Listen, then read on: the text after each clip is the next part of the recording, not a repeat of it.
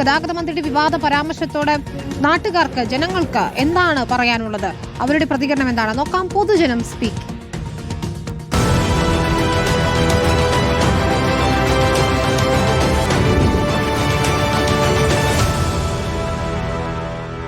പൈസയൊക്കെ കൈവച്ചിട്ട് പ്രൈവറ്റ് ബസ്സിൽ പോകാതെ എല്ലാവരും ഇതിൽ വന്ന് കയറുന്നു എന്നാണ് ഇപ്പൊ മന്ത്രി ഉള്ളവര് എല്ലാരും കയറി പോണത്, ഇല്ലാത്തവര് പോയാൽ കുഴപ്പമില്ല. മന്ത്രി ഇങ്ങനെ പറയുന്നു, അത് ഒരു കണക്കാഴ്ച തെറ്റാണ്.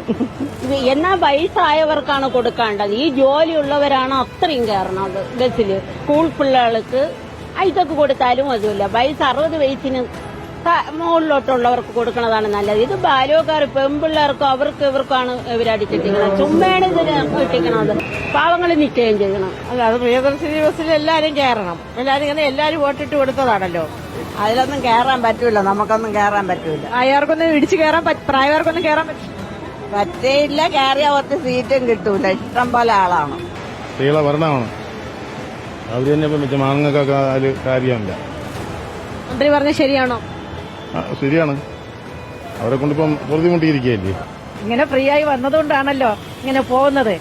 അങ്ങനെ ഇതിന് സർക്കാർ തന്നെ തന്നിട്ട് അങ്ങനെ പറയേണ്ട ആവശ്യമുണ്ടെന്ന് തോന്നുന്നു.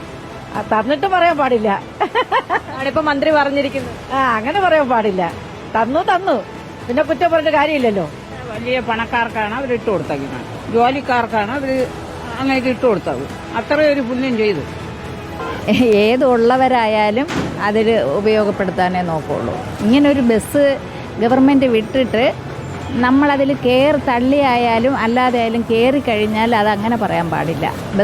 പൈസ കയ്യിൽ വെച്ചിട്ടു എന്ന് പറയുമ്പം കഴിവതും എല്ലാവരും അങ്ങനെ ഉപയോഗപ്പെടുത്താനേ നോക്കുള്ളൂ. അതാണ് ജനങ്ങളുടെ പ്രതികരണം.